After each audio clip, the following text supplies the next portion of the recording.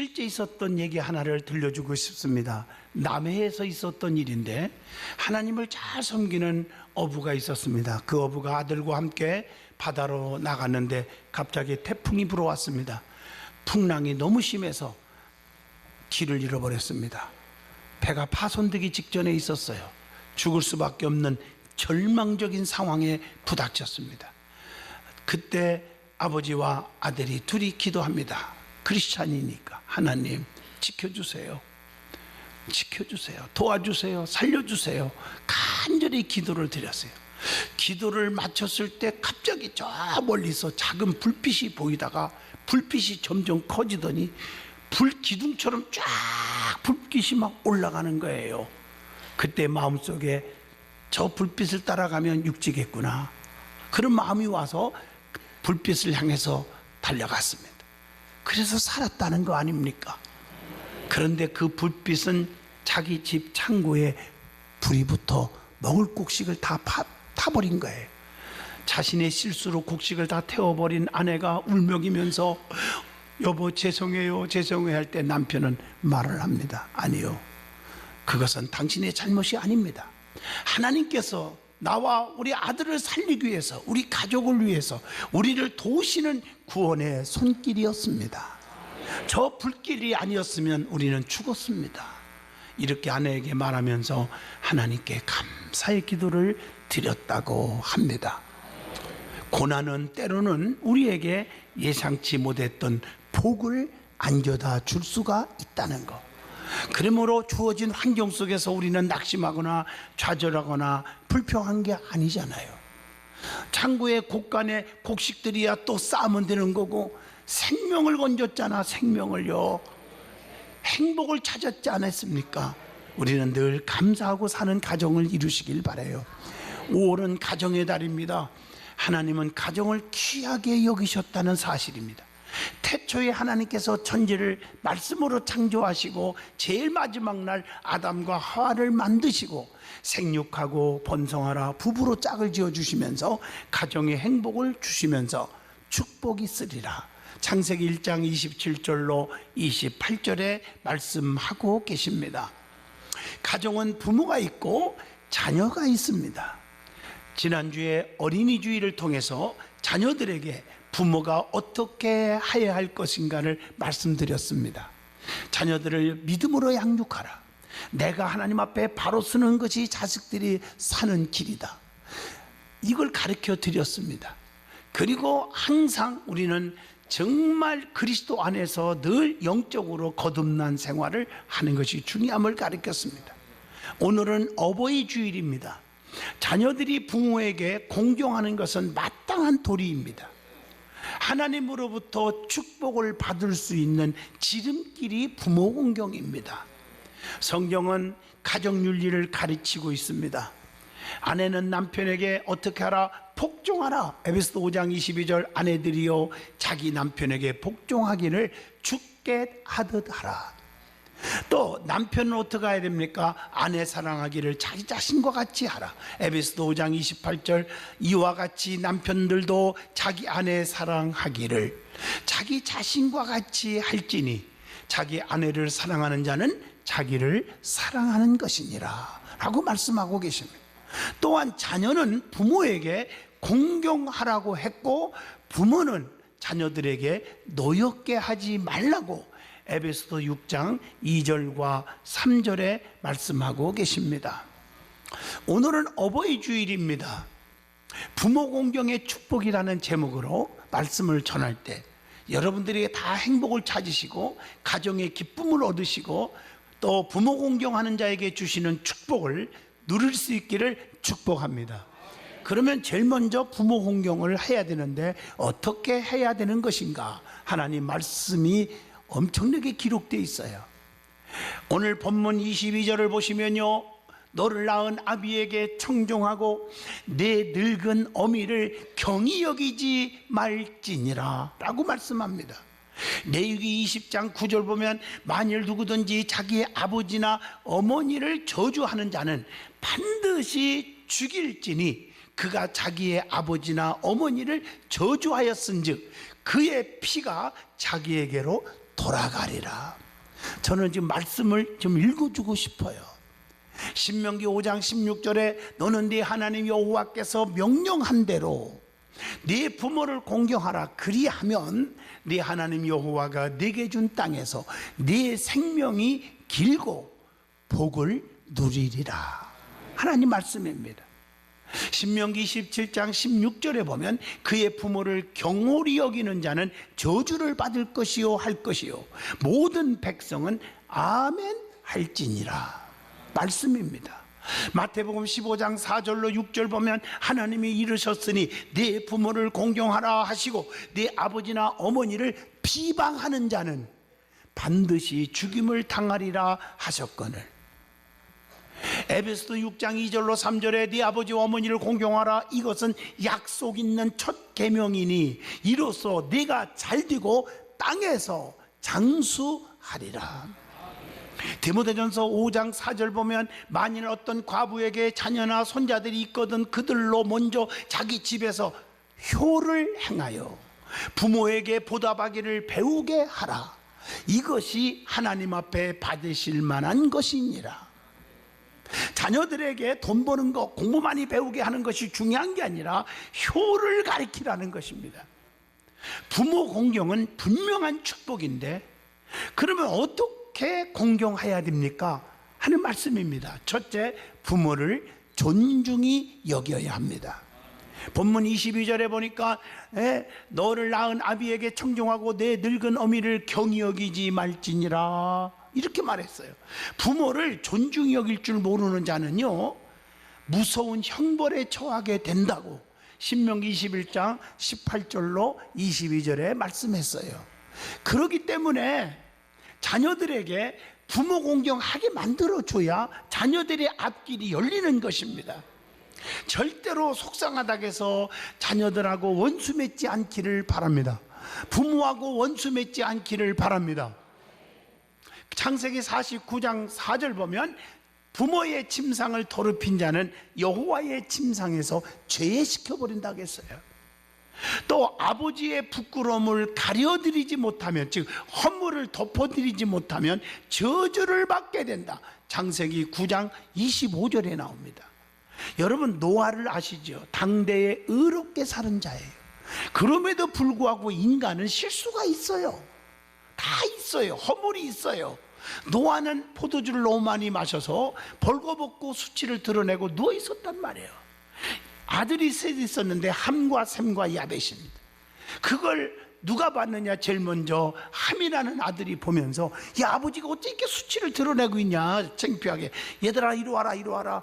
그래서 두 형제 셈과 야벳을 불러가지고 야, 아버지 저럴 수가 있냐, 구경 가자 이랬을 때 허물을 들춰냈던 함은요, 성경에 보면 저주의 자손들이 다 되고 말았어요. 자손들이 망해요.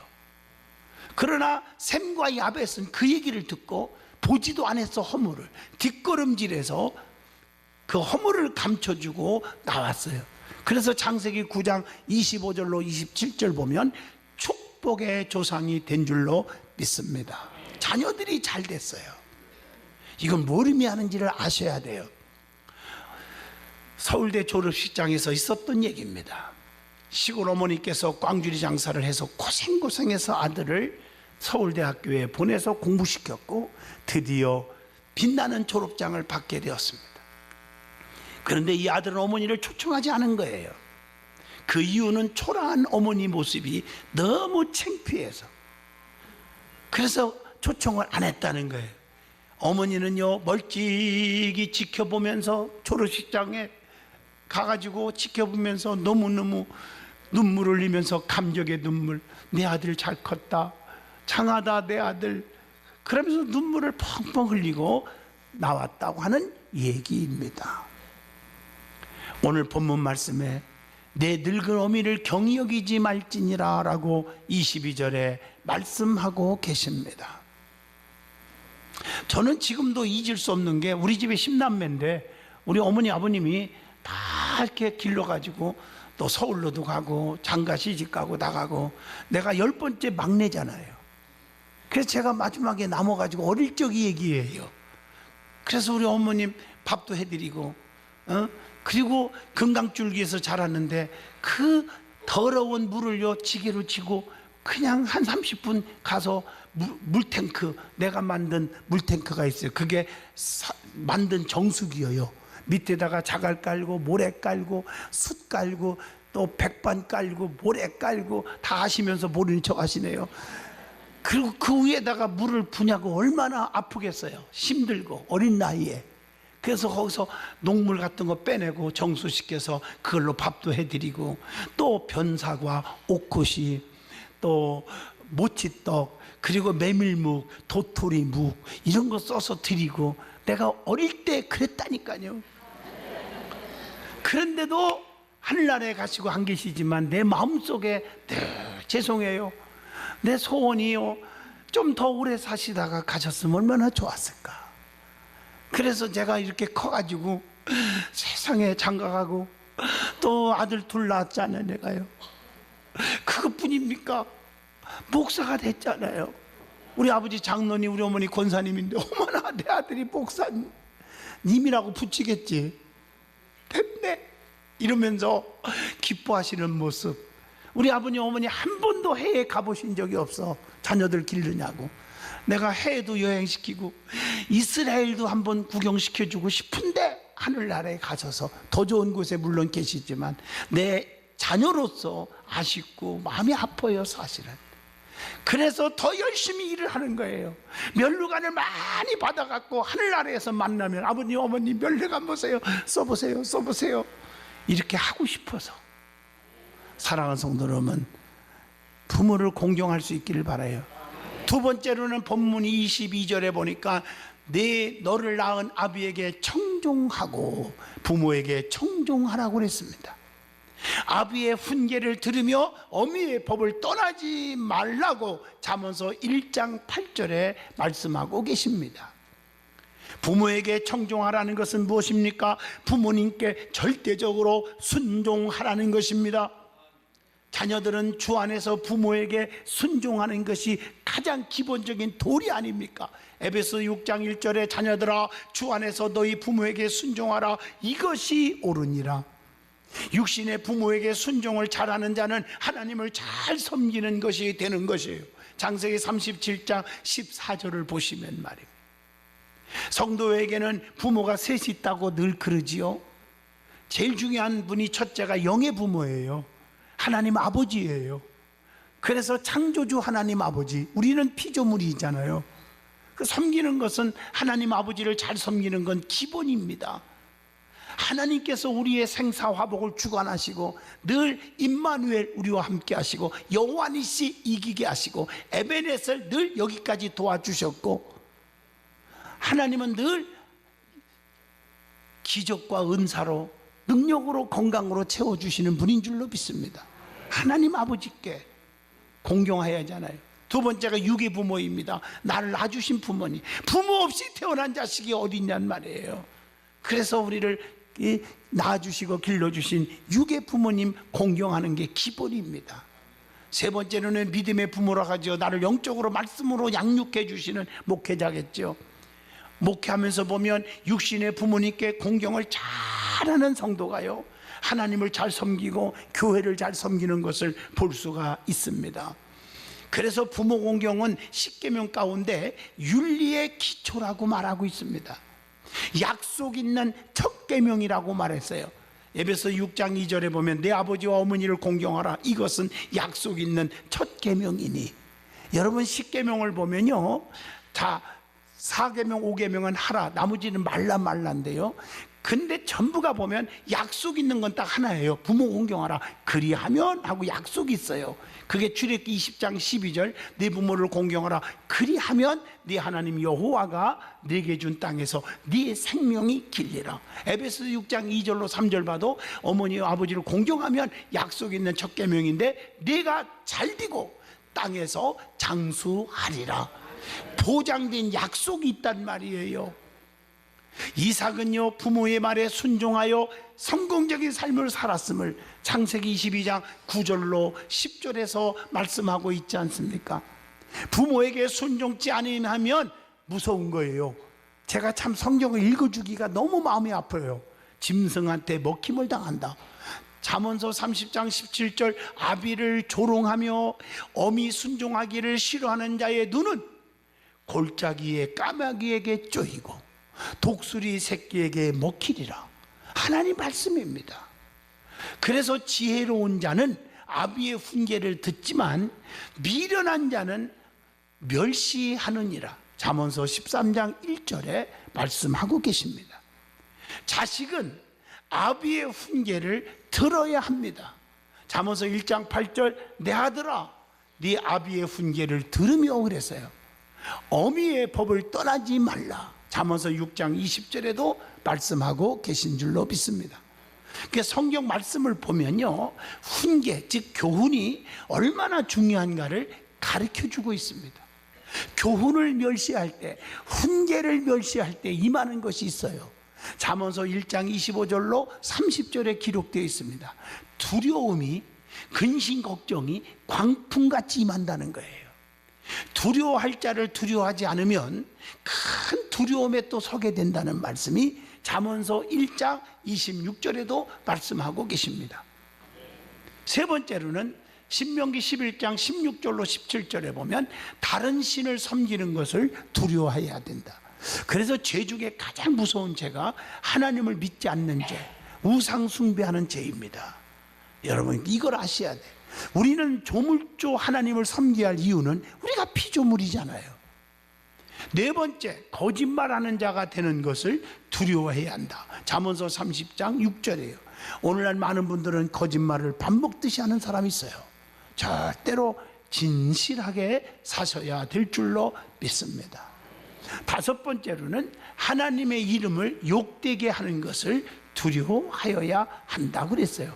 잠언서 30장 9절 보면 내가 배불러서 하나님을 모른다 여호와가 누구냐 할까 하오며 혹 내가 가난하여 도둑질하고 내 하나님의 이름을 욕되게 할까 두려워함이니이다.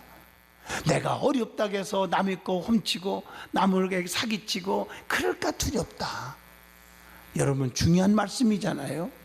인간은 실수가 있을 수 있잖아요. 여섯 번째, 교만하여 실족하는 것을 두려워해야 한다. 로마서 11장 20절 보면 높은 마음을 품지 말고 도리어 두려워하라 이렇게 말씀하고 있어요. 성경은 높아지게 되려고 하는 자는 낮아진다 이렇게 말하고 있지 않습니까? 그래서 내가 낮은 것은 하나님의 은혜로 되는 것입니다. 일곱 번째, 악을 행하는 것을 조심해라. 로마서 13장 4절의 말씀입니다. 또 여덟 번째로는 유혹받아 시험에 빠지는 것을 조심해라. 갈라디아서 6장 1절. 여러분 세상은 너무나 유혹거리가 많아요. 그것 때문에 주의를 지키지 못하고 세상 길로 가는 사람이 얼마나 많습니까? 오늘 유혹에 빠지지 않도록 조심하라고 말합니다. 아홉 번째, 성도 간의 다툼, 분열 그런 것들을 조심해라. 그래서 교인끼리 이렇게 몇 명이 모여서 자기들끼리 대화하다 보면 거기서 또 싸움이 벌어지고, 성경 읽어드릴게요. 고린도후서 12장 20절을 보시면요, 다툼과 시기와 분냄과 당짓는 것과 비방과 수군거림과 거만함과 혼란이 있을까 두려워하고 그랬어요. 정신 바짝 차리세요. 서로 물고 뜯고 허물을 들춰내고 그러지 마세요. 사랑이 무언데? 베드로전서 4장 8절 모든 허다한 죄를 덮느니라고 그랬어요. 그리고 교훈을 멸시하면 재앙이 폭풍같이 임할 것이다. 잠언서 1장 25절로 26절에 말씀하고 계십니다. 그래서 교훈을 멸시하면 뭐가 옵니까? 근심이 옵니다. 슬픔이 임한다고 그랬어요. 재앙은 죄인을 따르고 선한 보응은 의인을 따르게 이르느니라. 잠언서 13장 21절의 말씀입니다. 자, 세 번째, 부모를 즐겁게 해드려야 합니다. 그게 바로 25절로 26절 내 부모를 즐겁게 하며 너를 낳은 어미를 기쁘게 하라. 다시 말하면 아비를 기쁘게 해드리는 것이 축복받는 비결이에요. 성도는 아비를 기쁘게 할 것이 있는지를 늘 살펴봐야 돼요. 우리가 주님도 마찬가지예요. 에베소 5장 10절에 주를 기쁘시게 할 것이 무엇인지 시험하여 보라. 주님이 뭘 기뻐하실까 아시잖아요. 부모님이 무엇을 기뻐하실까 아시잖아요. 여러분들이 신앙생활 잘하고 기도 많이 하고 또 여러분들이 형제 우애를 지키고 뭐도 하든지 진실하게 그리고 잘 되는 거 부모님이 원하는 거 아니겠어요? 그럴 때 부모의 얼굴을 어떻게 빛나게 하는 거 아니에요? 그게 즐겁게 하는 거 아닙니까? 잠언서 15장 13절 보니까 마음의 즐거움은 얼굴을 빛나게 하여도 마음의 근심은 심령을 상하게 하느니라. 그래서 얼굴을 보면 벌써 알잖아요. 아무리 시침이 뛰어도 얼굴 보면 근심이 있는지 없는지가 나타나는 것입니다. 늘 부모님의 마음을 기쁘게 해드리기를 주의 이름으로 축원드립니다. 지혜로운 자식은 아비를 기쁘게 하지만 미련한 자식은 어미의 근심이니라. 잠언서 10장 1절에 그렇게 말씀하고 계십니다. 그래서 우리는 부모를 잘 돌아봐 줘야 돼요. 살펴봐 줘야 돼요. 성경에 돌아본다는 말은 사랑의 실천이라는 거예요. 누가 말로 사랑합니다 못합니까? 여러분 부부지간에 형제지간에 또 부자지간에 부녀지간에 또 뿐만 아니라 여러분들이 주님을 사랑합니다, 교회를 사랑합니다, 성도들을 사랑합니다, 이웃을 사랑합니다, 이것이 말로 하기 때문에 문제가 생기는 거예요. 진짜 사랑이 뭐냐 증명하는 방법을 가르쳐 드리겠어요. 세 가지만 딱 도입합니다. 마음이 가고 몸이 가고 물질이 간다, 진짜예요. 이게 안 간다, 가짜예요. 첫째 뭐 간다? 마음이 가는 거예요. 진정으로 부모를 사랑한다면 자네께나 마음이 부모에게 있어야 돼요. 날씨만 쌀쌀해도 감기에 걸리는지 모르겠다, 이렇게. 교회를 사랑하는 것도 늘 비바람 눈보라치면 교회에 미끄러지는 사람이 없는가 모르겠다, 마음이 안 간다, 가짜예요. 두 번째 몸이 갑니다. 명절 생신 찾아뵐 줄 알아야 돼요. 어떤 사람은 부모를요 10년 동안 안 찾아뵌대. 그건 잘못된 사람이에요. 여러분 교회를 사랑한다, 하나님을 사랑한다, 그러면 자꾸 찾아뵈야 되는 게 뭐예요? 예배입니다.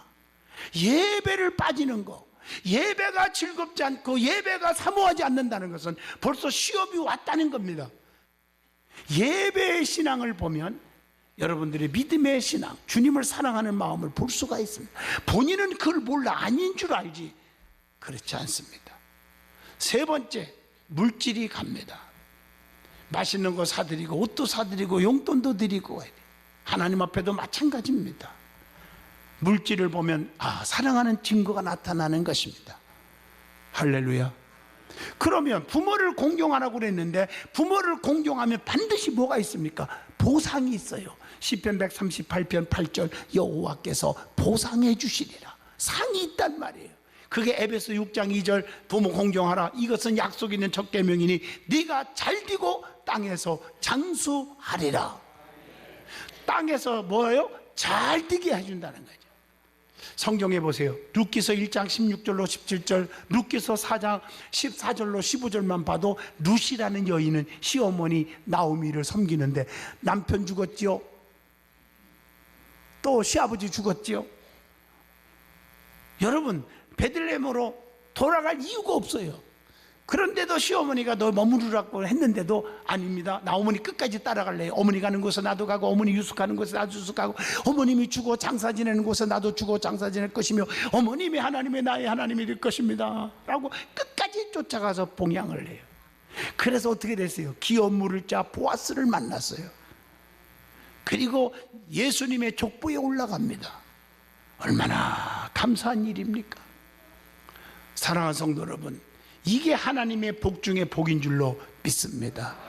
하나님께서 인정했고 사람들이 인정했다는 사실을 아셔야 합니다. 두 번째가 신명기 5장 16절에 보니까 내게 준 땅에서 네 생명이 길고 뭘 주리라? 복을 누리게 하리라. 복을 누리도록 살게 해주신대요. 얼마나 감사해요. 두 번째가 특별히 장수하는 축복을 준다. 장수, 여러분 성경에 보면 요한도 효도했더니 최장수의 사도가 되었음을 요한복음 19장 26절로 27절을 통해서 알 수가 있습니다. 장수는 길이 오래오래, 그래서 부모님께 공경하면 하나님이 주신 땅에서 생명도 길고 복도 계속해서 누리게 해주신다. 아멘. 그래서 성경에 보면 하나님 주시는 복은 너희의 출입을 지금부터 영원까지 지키시리라 그랬잖아요. 그래서 생명이 길고 복을 주실 줄로 믿습니다. 예? 그래서 공경하는 여러분 되시기를 주 이름으로 축복합니다. 결론입니다. 부모 공경은 마땅히 해야 할 도리입니다. 부모 없이 태어난 자식이 없기 때문입니다. 부모 공경 잘하는 자는 실패가 없습니다. 망하는 자가 없다는 사실을 기억하시기를 바랍니다.